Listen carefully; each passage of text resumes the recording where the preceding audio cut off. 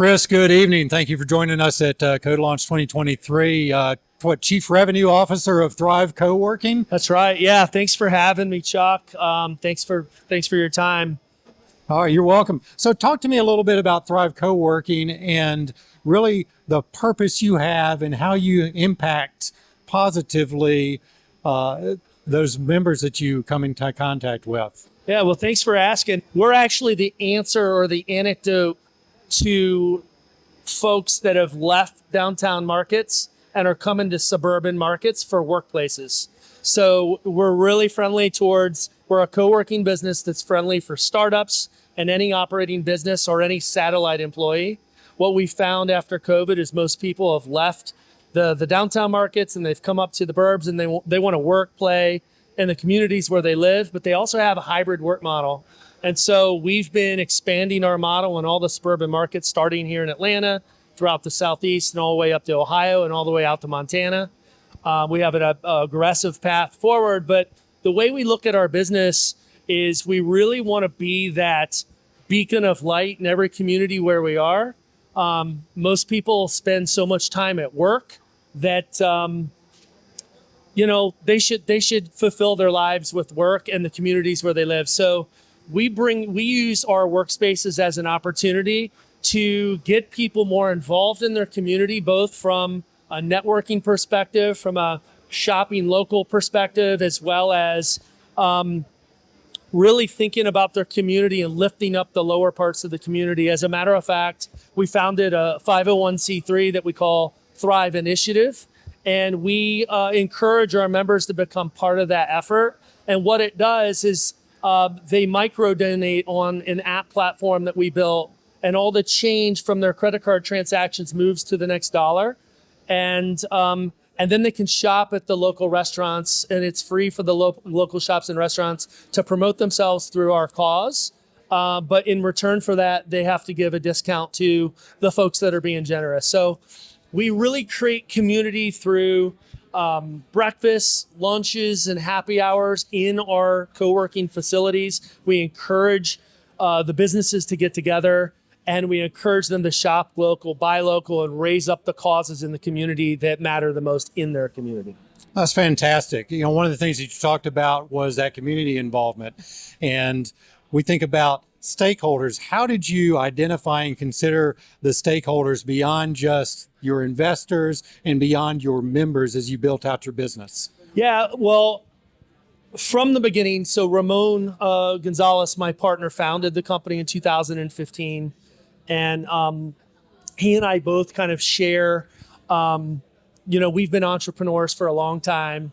And being an entrepreneur, you have lots of ups and downs. And after Ramon sold his last business, he was just wanted to be in a business where he could make a difference. So really from the founding of the business, it's always been line sight to really engage every stakeholder, whether it be our investors, whether it be our members, whether it be the city market that we are doing business in, and then of course the public at large, and of course our members. So we've always, and the business was built as a catalyst to really do good and to really encourage a different way to work and a different way to live.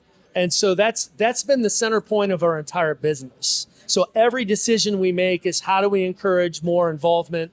How do we engage the communities where we're in? And how do we make a difference? And as a byproduct, we get a wind to our back. And it makes doing business a little bit easier for us when we're trying to grow membership, when we're trying to, launch in a new market.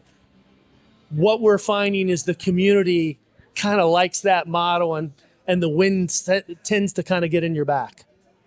Sounds really good. So talk to me about maybe a challenge that you've had, business interruption due to a pandemic, for example. Yeah.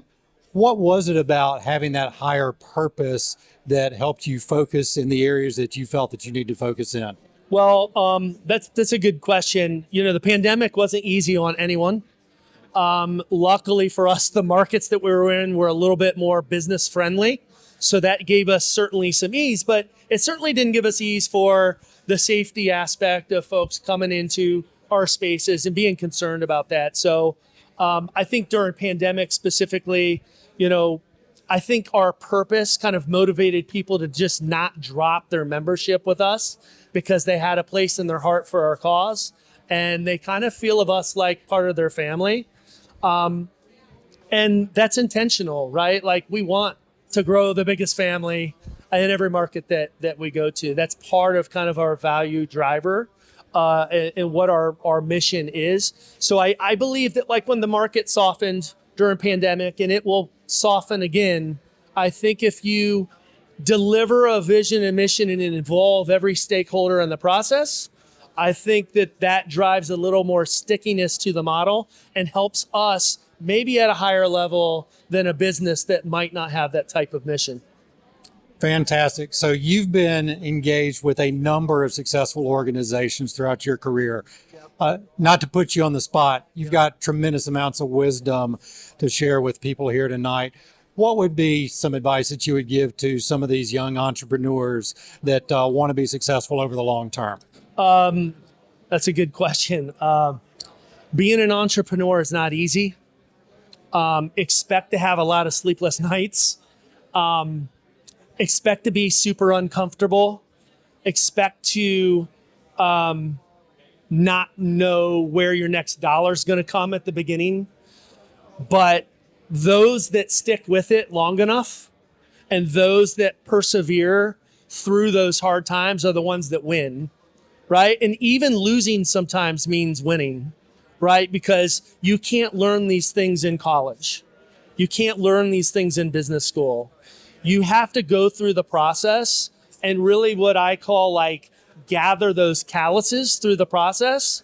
So when adversity comes, you're like, yeah, that bothers me, but I can work through this. And I think the power to work through challenges and issues and to just find a solution when there doesn't seem to have an apparent solution and to never stop searching for that is the recipe to figuring out entrepreneurialism and ultimately building a business that is valuable, both intrinsically and extrinsically.